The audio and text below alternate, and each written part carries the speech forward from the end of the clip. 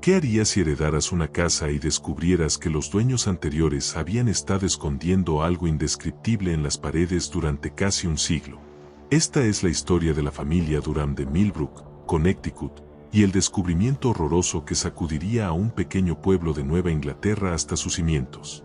Lo que la familia Durham ocultó detrás de esas paredes desafía toda explicación, y la verdad que trataron tan desesperadamente de enterrar al final los consumiría a todos. Sarah Collins, una periodista freelance de 28 años de Boston que se especializaba en escribir sobre misterios históricos y crímenes sin resolver. Había construido una reputación modesta investigando casos fríos, pero nada en su carrera la había preparado para lo que descubriría el 15 de octubre de 2019 cuando heredó una mansión victoriana masiva de su tía abuela Margaret Durham, una mujer que solo había conocido 2 veces en toda su vida. La primera reunión había sido en su graduación universitaria en 2013. Margaret había aparecido de la nada, una mujer anciana elegante con ojos azules penetrantes y una sonrisa inquietante. Hizo un comentario extraño que se quedaría con ella por años. La verdad tiene una manera de encontrar a aquellos lo suficientemente valientes para buscarla, querida. Margaret Durham había sido la última miembro sobreviviente de una de las familias más antiguas e influyentes de Millbrook. Los Durham habían construido su fortuna en la industria textil, construyendo su propiedad extensa en la calle Elm en 1887. La mansión victoriana de 3 pisos se asentaba en 12 acres de Connecticut, completa con cuartos de servicio, una casa de carruajes y jardines elaborados. Durante más de 130 años, la familia había vivido en esa casa, ejerciendo influencia considerable sobre la economía y política del pequeño pueblo. Sarah había planeado vender la propiedad inmediatamente. No tenía lazos con Millbrook, y los costos de mantenimiento para una mansión de 12 cuartos la llevarían a la bancarrota en meses. Pero cuando llegó para evaluar la propiedad en esa tarde fría de octubre, descubrió algo que lo cambiaría todo.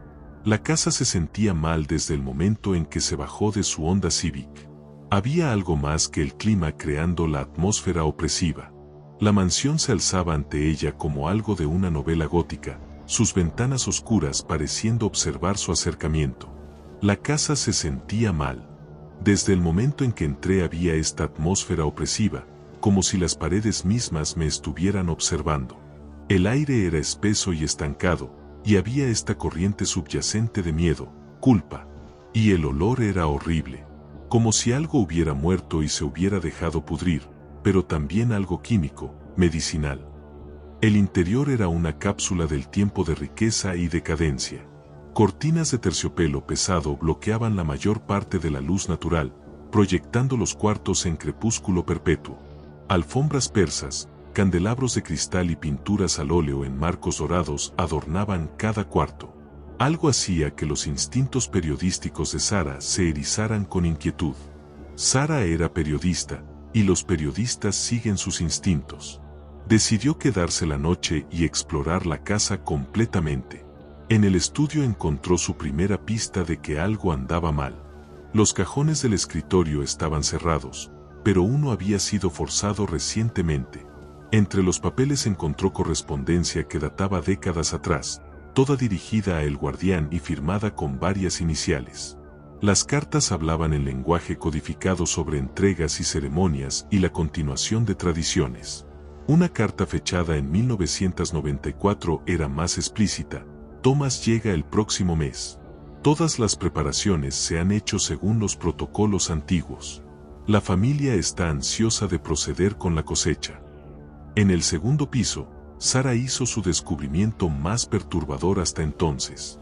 Retratos familiares que abarcaban 5 generaciones alineaban el pasillo, pero con un detalle peculiar que le heló la sangre. Cada retrato mostraba familias con un número impar de niños, pero en cada foto podías ver contornos débiles, como si alguien hubiera sido deliberadamente removido, cortado, borrado. Las figuras faltantes no eran aleatorias. En cada retrato era siempre un niño, siempre pareciendo tener entre 12 y 16 años. Y siempre, los miembros familiares que permanecían tenían la misma expresión, una mezcla de dolor y culpa. Pero había algo más en sus ojos, satisfacción, como si hubieran ganado algo de la ausencia del niño faltante. Fue en el tercer piso, en lo que parecía ser un dormitorio de niño, que Sara hizo su primer descubrimiento significativo. El papel tapiz era un patrón alegre de veleros y anclas, claramente elegido para un niño joven, pero la atmósfera general era profundamente inquietante.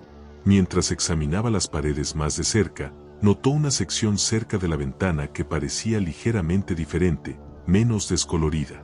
Lo presioné y pude sentir que cedía ligeramente. Definitivamente había algo detrás, algún tipo de espacio hueco. Bajé y encontré un cuchillo de cocina, luego regresé y cuidadosamente corté el papel tapiz.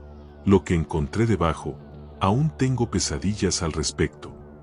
Detrás del papel tapiz había un pequeño alcob, aproximadamente 3 pies por 3 pies y como 2 pies de profundidad. Y dentro de ese alcob había una colección de artículos que contaba una historia que ninguna familia debería tener que contar. Ropa de niños de diferentes periodos de tiempo, cuidadosamente doblada y preservada. Una colección de diarios que databan de 1926. Docenas de fotografías mostrando niños que parecían coincidir con las figuras faltantes de los retratos familiares. La ropa estaba en condición perfecta, preservada contra los estragos del tiempo. Había pantalones cortos de los 1920, pantalones de trabajo de los 1940, jeans de campana de los 1970 y ropa más moderna de décadas recientes. Cada conjunto estaba cuidadosamente etiquetado con fechas y un nombre, Thomas. Y los diarios, todos tenían el mismo nombre escrito dentro, Thomas.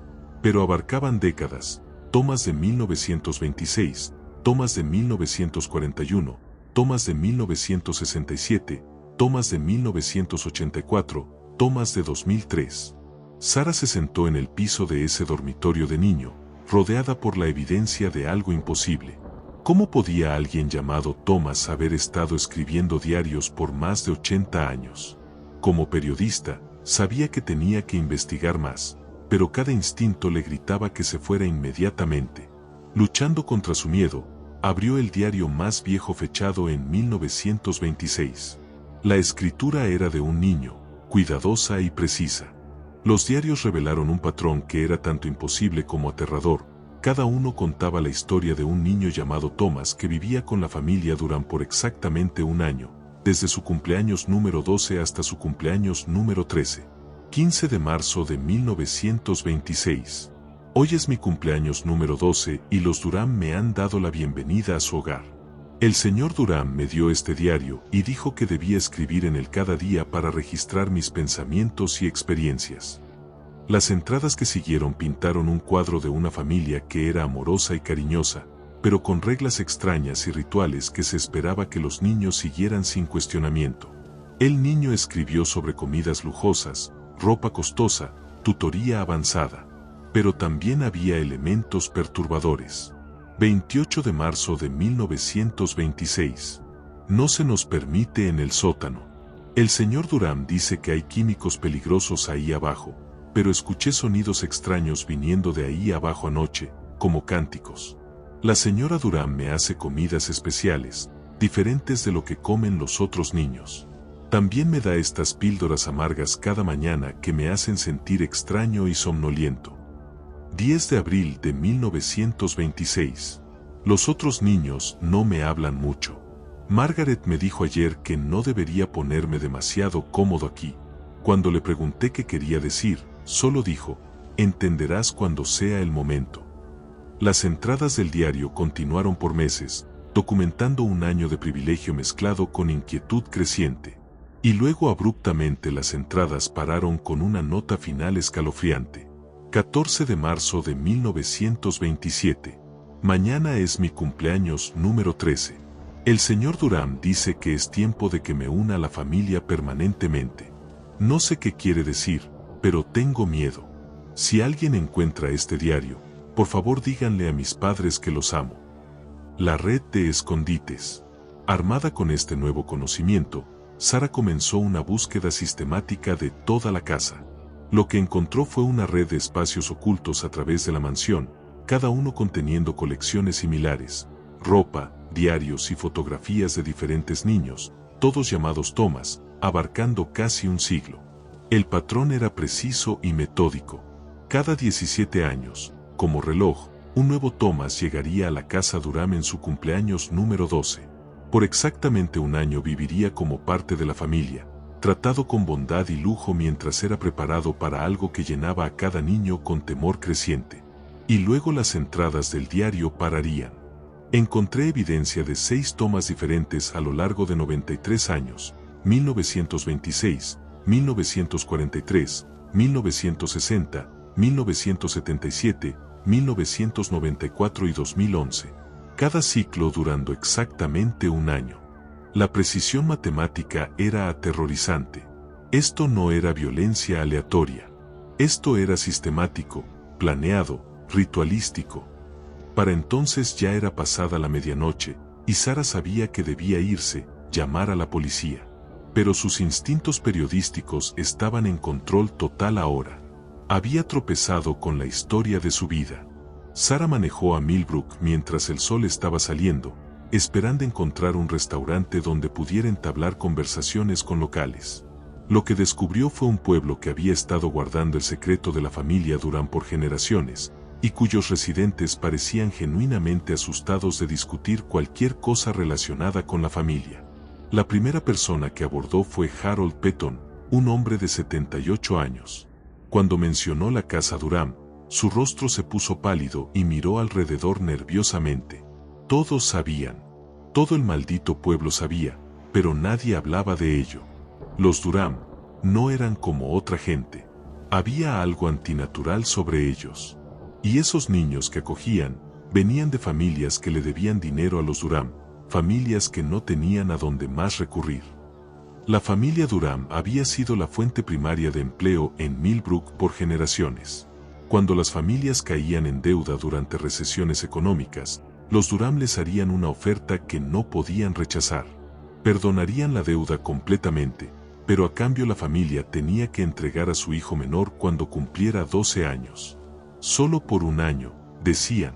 El niño sería educado, alimentado, vestido y tratado como miembro de la familia. Después de su cumpleaños número 13, afirmaban que sería regresado con suficiente dinero para establecerlo de por vida. Y las familias estaban tan desesperadas que aceptaban. La historia de Harold tomó un giro aún más oscuro mientras revelaba lo que pasaba a familias que rechazaban la oferta: accidentes misteriosos, incendios de casas, fallas de negocios. El mensaje era claro: cooperación significaba supervivencia, resistencia significaba destrucción. La investigación de Sara reveló algo aún más perturbador. Encontró reportes de niños desaparecidos, siempre niños, siempre alrededor de los 13 años, siempre de familias que habían trabajado para los Durham. Los reportes eran presentados, pero nunca eran investigados. El departamento del sheriff los marcaría como fugitivos y cerraría los casos dentro de 48 horas. Lo que hacía esto aún más sospechoso era que estos supuestos fugitivos nunca contactaban a sus familias otra vez. Nunca enviaban cartas o hacían llamadas telefónicas. A pesar de que cada instinto le decía que se fuera, Sara sabía que tenía que ver lo que los Durham habían escondido en el sótano. Usando una palanca, rompió las múltiples cerraduras que aseguraban la puerta del sótano. Las cerraduras contaban una historia, capas de seguridad añadidas a lo largo de las décadas. Cualquier cosa que estuviera ahí abajo, los Durham habían sido muy serios sobre mantener a la gente afuera. Las escaleras eran empinadas y estrechas, y el olor que había impregnado toda la casa era abrumador aquí en su fuente. Sara descendió lentamente para revelar algo que la atormentaría por el resto de su vida. El sótano había sido convertido en algo que parecía una combinación de laboratorio medieval y cámara ritual. Mesas de piedra con canales tallados dominaban el centro del cuarto, e instrumentos quirúrgicos de diferentes periodos colgaban de ganchos en las paredes. Había gráficas anatómicas que parecían enfocarse en los sistemas circulatorio y nervioso. Y en el centro del cuarto estaba este altar masivo de piedra con canales tallados llevando a drenajes en el piso. Todo el lugar apestaba a muerte y químicos, pero también algo que me recordaba a un cuarto de operaciones, antiséptico y estéril. Pero debajo de todo, el olor inconfundible de descomposición. El descubrimiento más horroroso fue una serie de diarios pertenecientes a diferentes generaciones de Durham, cuidadosamente preservados en cajas de vidrio. Estos no estaban escondidos como los diarios de los niños. Estaban orgullosamente exhibidos, escribiendo una tradición familiar que había continuado por casi un siglo. El niño llegó hoy. Thomas número 6. Es fuerte y saludable. El año de preparación comienza ahora. El ritual debe ser realizado en el aniversario de su llegada, cuando la luna esté oscura. Es la única manera de asegurar la prosperidad y longevidad continua de nuestra familia. Los diarios revelaron la creencia de los Durham en un ritual que afirmaban transferiría la fuerza vital de niños jóvenes a los miembros de la familia. Las entradas eran metódicas, científicas, detallando preparaciones y procedimientos con precisión médica. Cada entrada detallaba preparaciones para lo que llamaban la cosecha, una ceremonia que aparentemente tomaba lugar exactamente un año después de la llegada de cada niño. Los rituales estaban diseñados para lentamente drenar la vida de la víctima mientras la mantenían viva el mayor tiempo posible. Los Durham creían que el miedo y sufrimiento realzaban la potencia de lo que estaban robando. Cada generación de Durham vivía mucho más de lo que debería haber sido posible, permanecía saludable y vital bien hasta edades imposibles. El descubrimiento más escalofriante fue el diario personal de Margaret, encontrado en un cajón cerrado. La última entrada estaba fechada solo 3 días antes de que muriera y reveló por qué Sarah había heredado la casa. Puedo sentirlos llamándome, todos los niños Thomas. Sus espíritus se han estado volviendo más fuertes mientras yo me debilito. Quieren justicia. La culpa me ha estado comiendo por décadas. Le estoy dejando la casa a Sarah. Es periodista, buscadora de verdad. Si alguien puede exponer lo que hemos hecho y darle a esos niños la justicia que merecen, es ella. El Thomas más reciente había desaparecido en 2012, Thomas Williams, de 13 años, cuya familia había perdido su hogar en la crisis financiera de 2008. A diferencia de los otros, Thomas Williams tenía una hermana que nunca dejó de buscarlo. Jenny Williams había pasado la última década investigando su desaparición. La policía dijo que se fugó, pero Tommy no haría eso. Tenía miedo de la oscuridad. Sabía que los Durham tenían algo que ver, pero nadie me escucharía. Eran demasiado poderosos. Jenny había compilando evidencia que la policía había ignorado y documentado el patrón de encubrimientos. Cuando Sarah la contactó después de encontrar el diario de Tommy, las dos mujeres unieron fuerzas para finalmente exponer la verdad. El descubrimiento de Sarah confirmó todo lo que había sospechado. Los Durham no solo estaban tomando a estos niños, los estaban asesinando en ceremonias ritualísticas. Y todo el pueblo era cómplice. Usando equipo de radar que penetra el suelo, escanearon el piso del sótano y encontraron lo que estaban buscando. Los encontramos. 6 sets de restos, cada uno cuidadosamente preservado y etiquetado. Estaban arreglados como trofeos en cajas de exhibición. Cada esqueleto mostraba evidencia de trauma consistente con los procedimientos rituales descritos en los diarios. Los restos habían sido cuidadosamente preservados usando técnicas desarrolladas a lo largo de las décadas, tratados con químicos que prevenían descomposición. Sarah inmediatamente contactó al FBI, saltándose la aplicación de la ley local dada la evidencia de su complicidad. Agentes federales llegaron en horas y comenzaron lo que se convertiría en la investigación criminal más grande en la historia de Connecticut. La familia Durham había estado operando un culto de asesinato ritualístico por casi un siglo, con el conocimiento y cooperación de porciones significativas de la comunidad local. 17 personas fueron arrestadas en conexión con los asesinatos y conspiración. Los juicios revelaron el alcance completo del horror y los mecanismos por los cuales una comunidad entera había sido corrompida. Los Durham se habían convencido de que sus rituales eran necesarios para mantener el éxito de su familia y la prosperidad del pueblo. Nos dijeron que era para el bien mayor, que el sacrificio de estos niños mantenía a todo el pueblo empleado y próspero. Los Durham nos convencieron de que sin ellos el pueblo enfrentaría colapso económico y desastres naturales. Los Durham habían creado un sistema perfecto donde todos los involucrados tenían demasiado que perder para romper el silencio. Sara donó la mansión a las familias de las víctimas, quienes decidieron demolerla completamente. En su lugar construyeron un jardín memorial con 6 lápidas llevando los nombres de los niños asesinados. No podía quedarme con la casa. Esos niños merecían algo mejor que tener su memoria atada a ese lugar de horror. Merecían un lugar de descanso pacífico. El pueblo experimentó una transformación completa después de la investigación. Nuevo liderazgo fue elegido y un fondo de víctimas fue establecido usando dinero confiscado de los activos de la familia Durham. La investigación del FBI se expandió cuando descubrieron correspondencia entre los Durham y otras familias a través de Nueva Inglaterra. Hemos identificado al menos 12 otras propiedades donde actividades similares pueden haber tomado lugar. Esto no era solo la locura de una familia. Parece haber sido parte de una red más amplia de asesinos ritualísticos. Las cartas revelaron una subcultura que había existido paralela a la sociedad normal por más de un siglo, construida alrededor de la creencia de que el sacrificio humano era necesario para prosperidad y longevidad. Esos niños merecen que su historia sea contada. Merecen justicia, incluso si llegó demasiado tarde. Thomas Harper 1926 Thomas, Kellerman 1943 Thomas, Rodríguez 1960 Thomas, Johnson 1977 Thomas, Chen 1994 Thomas Williams 2011. 6 niños cuyas vidas fueron cortadas por las delusiones de grandeza de una familia y la disposición de una comunidad de mirar hacia otro lado. Hoy, el Jardín Memorial en Millbrook sirve como recordatorio de lo que puede pasar cuando las comunidades priorizan supervivencia económica sobre responsabilidad moral. Vengo aquí cada año en su cumpleaños. Le hablo sobre la justicia que finalmente conseguimos para él y los otros. Creo que estaría orgulloso de que su muerte ayudó a prevenir que esto le pasara a otros niños. La historia macabra de la familia Durham sirve como recordatorio escalofriante de que el mal puede florecer en los lugares más inesperados, escondido detrás de fachadas de respetabilidad.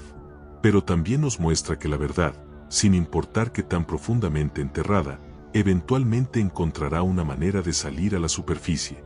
El valor de una periodista que se rehusó a ignorar lo que había descubierto, combinado con la determinación de una hermana que nunca dejó de buscar respuestas, trajo justicia a 6 niños asesinados y expuso una conspiración que se había escondido por casi un siglo. Sus nombres están tallados en piedra en el Jardín Memorial, y su historia sirve como advertencia sobre los peligros del poder sin control y la importancia de proteger a los miembros vulnerables de nuestra sociedad. La historia macabra de la familia Durham es un testimonio del poder de la verdad para triunfar sobre el mal, y sirve como recordatorio de que todos tenemos la responsabilidad de proteger a los inocentes y hablar contra la injusticia. En las palabras de Sarah Collins, la verdad tiene una manera de encontrar a aquellos lo suficientemente valientes para buscarla. Y a veces, esa verdad puede cambiar el mundo.